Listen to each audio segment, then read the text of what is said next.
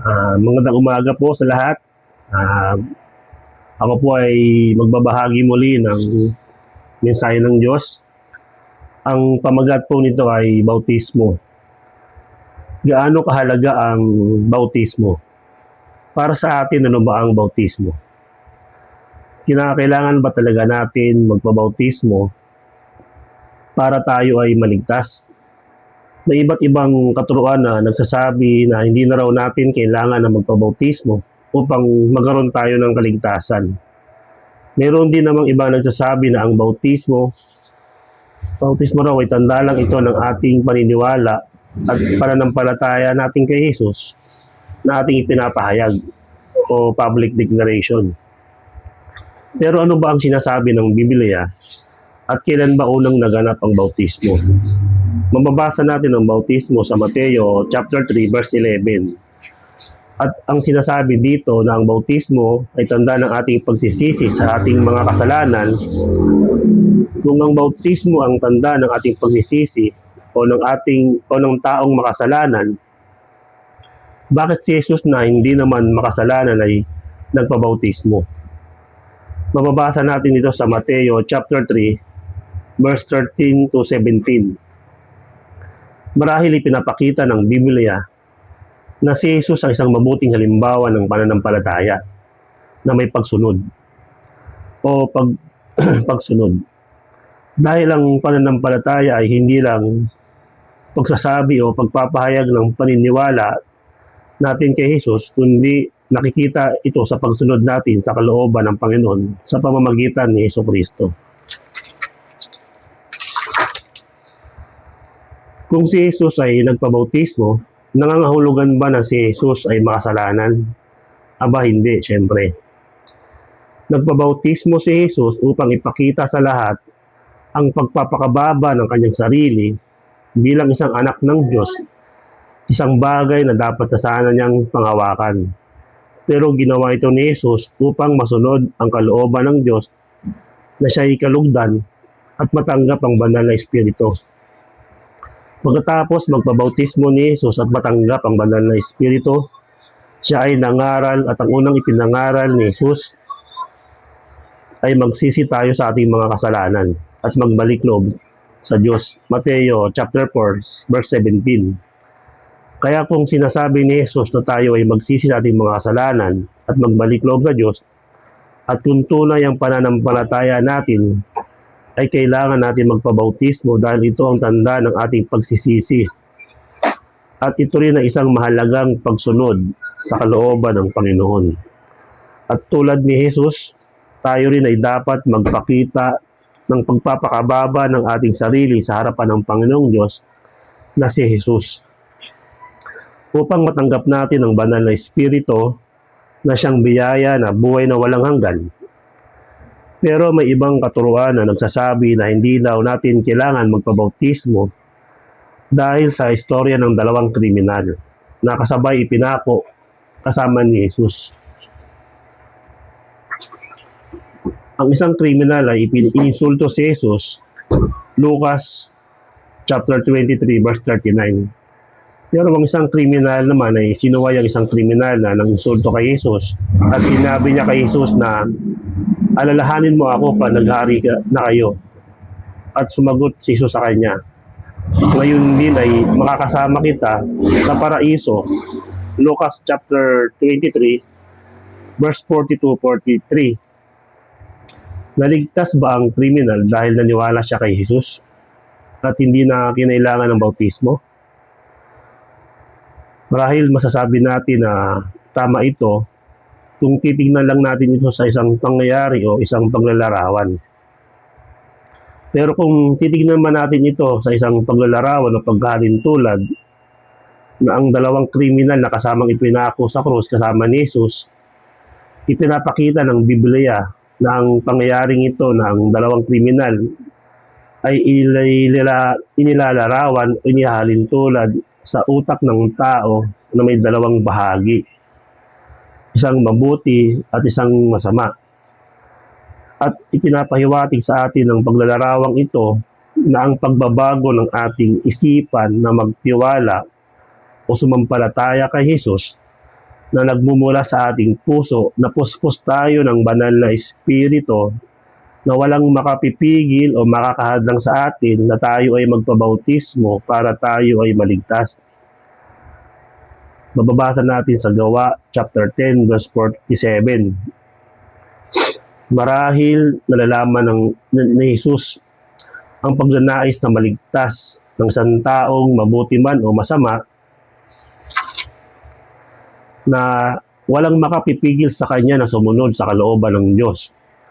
Ngunit dahil sa hindi magandang kalagayan at wala ng pagkakataon na magpabautismo o mabautismuhan dahil nasa bingit na ng kamatayan, ay ililigtas tayo ng Panginoong Hesus dahil ito ang kanyang kabutihan. At walang sino mang makatututol o makakahadlang sa kabutihan ng dakila niyang pagmamahal. Juan chapter 3 verse 16 to 17. May ibabahagi ako tungkol sa unang bautismo na naganap sa mundo. At ito ay ang pagbaha sa buong mundo sa Genesis chapter 7 verse 1. Nang ilubog sa baha ang buong mundo, ay namatay ang lahat ng nabubuhay sa mundo, maliban na sa pamilya ni Noah o ni Noe na iniligtas ng Diyos. At nang humupa ang baha, ay lumitaw ang bagong mundo. At pagkatapos ay nangako ang Panginoon na hindi niya nalilipunin ang sanlibutan dahil kay Noe na matuwid na tao, dahil sa pananampalataya niya sa Diyos. At lumitaw ang bahagari na siyang palatandaan ng kanyang kasunduan kay Noah sa Genesis 9, chapter 9, verse 13 to 17. Maihalin tulad natin ito sa isang bautismo na ating ginagawa. Dahil kung tayo ay sumasampalataya kay Jesus, naniniwala tayo na dapat tayo magsisi sa ating mga kasalanan. Tayo ay magpapabautismo, at kung tayo ay ilulubog sa tubig, tayo ay namatay na sa dati nating pagkatao sa kasama ni Jesus nung siya'y namatay. At tayo umahon sa tubig, tayo ay bago lang nilalang, 2 Corinto chapter 5:17, sa muli namang pagkabuhay ng Panginoong Hesus, pamumuhay sa banal na Espiritu. At tayo ay tuturing na matuwid ng Diyos dahil kay Jesus. At dahil kay Jesus, hindi na tayo parurusahan ng Panginoon dahil nakikita niya sa atin ang kanyang Espiritu. At ito ang kanyang pangako at ang tanda ng ating kaligtasan ay ang banal na Espiritu. Dahil ang bautismo ay hindi lang paglilinis ng ating pagkatao sa pagiging makasalanan. Dahil ang bautismo ay isang larawan ng pagliligtas sa atin sa pamagitan ng muling pagkabuhay ni Jesucristo. Dahil ang bautismo ay hindi lang paghuhugas ng dumi sa ating katawan, ito rin ay pangako at kasunduan natin sa Diyos na hindi na natin susuwayin at lalabagin ang kalooban niya. Unang Pedro chapter 3 verse 21. Ganito dapat natin ilarawan ang bautismo na isang mahalagang bahagi ng ating pananampalataya at pagsunod sa kalooban ng Diyos sa pamamagitan ni Jesus na ating Panginoon, upang tayo ay magkaroon ng kaligtasan. Yun lang po. Inahalin tulad natin yung ginawang pagbaha sa buong mundo. Dahil yung mundo, kung ihalin tulad po, tayo po yung mundo na inulubog sa tubig. At nung tayo po ay umahon sa tubig, lumitaw ang bagong mundo, tayo po ay bago ng pagkatao sa pamumuhay na espiritual. At yung kasunduan naman ng Panginoon kay Noe Yun yung kasunduan sa atin ng Panginoon sa pamagitan ni Jesus, na hindi na tayo parurusahan dahil sa pananampalataya natin kay Jesus. At ang palatandaan ng pananampalataya natin ay yung banal na Espiritu na siyang nasa tinanggap natin nung tayo sumampalataya. Yun lang po, nais ko lang pong ibahagi yung mensahe ng Diyos na wag po natin kalimutan yung bahagi ng bautismo sa buhay natin bilang isang mananampalataya, na wag po nating kalimutan na tayo po ay namumuhay na sa bago nating pagkatao sa espiritual na pamumuhay. Na wag po nating kalimutan yung ginawang sakripisyo ng Panginoong Jesucristo sa kanyang buhay, upang tayo po ay magkaroon ng kapatawaran at tinubos tayo ng kanyang dugo.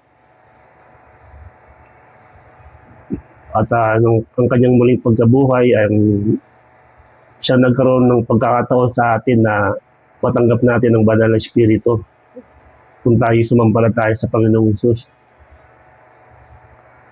At yung ginawang kabutihan ng Panginoon upang tayo ay magkaroon ng kaligtasan, yung ginawa niyang pagbabautismo, yun yung nagpapatotoo na si Jesus ay isinugo ng Diyos, dahil ang Panginoong Jesucristo ay Espiritu at ang kanyang pagbabautismo ay yung tubig, at yung ang kanyang kamatayan at muling pagkabuhay ay yung dugo. Mababasa po natin ito sa John 1:5, verse 1, verse 5, chapter 7 to 8, yung pagpapatotoo tungkol kay Jesus, yung Espiritu, tubig at dugo. Yun na po, gusto ko lang mong bigyan ng kahalagahan ng bautismo na binabali wala po ng iba. Kasi dahil nga po sa sinasabi ng ilan na ang bautismo ay hindi bahagi ng ating kaligtasan. Pero hindi po ako basta naniniwala doon, dahil personally, nagkaroon din ako ng contradict sa bautismo, dahil na-experience ko po personal na naligtas yung isang tao, niligtas siya ng Diyos na hindi siya nagpabautismo. Naniniwala ako doon dahil ako po mismo yung naka-experience na iniligtas siya dahil sa pananampalataya na naibahagi namin yung buhay namin sa Kanya, na marahil kaya siya naligtas dahil pinakita namin yung pagmamahal ng Panginoon Hesus sa pamagitan namin. Kaya nagkaroon po ako ng pagbabahagi na tungkol sa bautismo, dahil ako mismo na nagkaroon ako ng parang contradict. Sabi ko, minumungkahi ko ang bautismo, isang parte ng kaligtasan sa pagsunod sa pananampalataya natin para magkaroon tayo ng kaligtasan. Tapos yung tao na na-experience ko personal na naligtas siya dahil tinulungan namin siya na maligtas. So may contradict po doon. Ngayon, yung pagbabasa ko at pananalangin sa Panginoon na paano ko ibabahagi yung bautismo, na sinasabi ko sa sarili ko na part ito ng kaligtasan ko, dahil tumanggap ako sa Panginoon, nananampalataya ako sa Kanya, nagsisi ako sa lahat ng kasalanan ko, at tinanggap ko siya, at ako'y namumuhay sa espiritu na pamumuhay.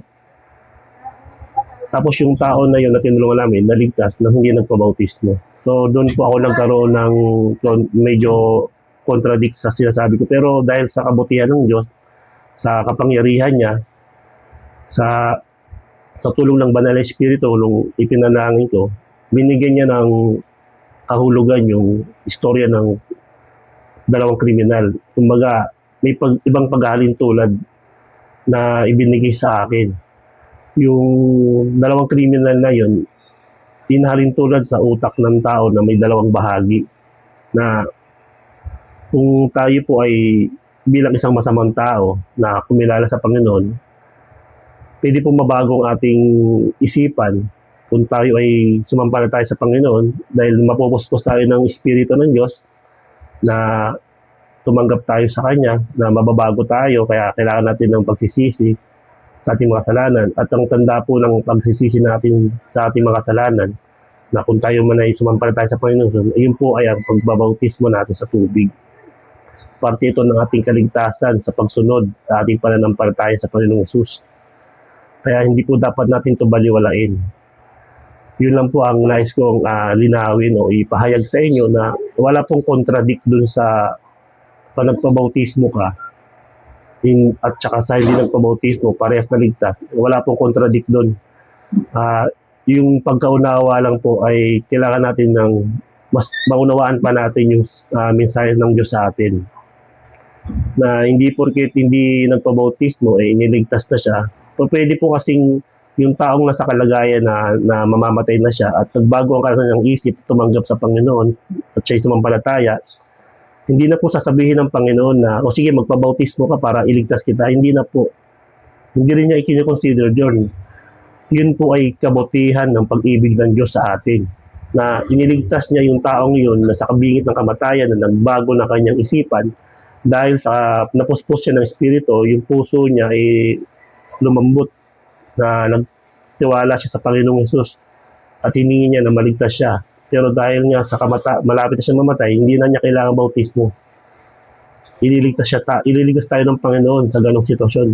Pero hindi ibig sabihin, hindi na natin kailangan na magpabautismo para tayo maligtas.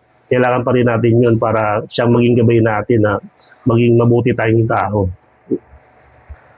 Yun lang po. Sana po tulungan tayo ng Banal Espiritu na malaman ang katotohanan tungkol sa buhay natin sa mundo. Nais ko lang po yung ibahagi ito sa inyo upang magkaroon tayo ng pangunawa patungkol sa bautismo. Salamat po sa lahat.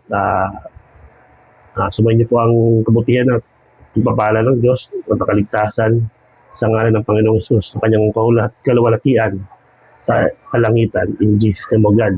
Amen.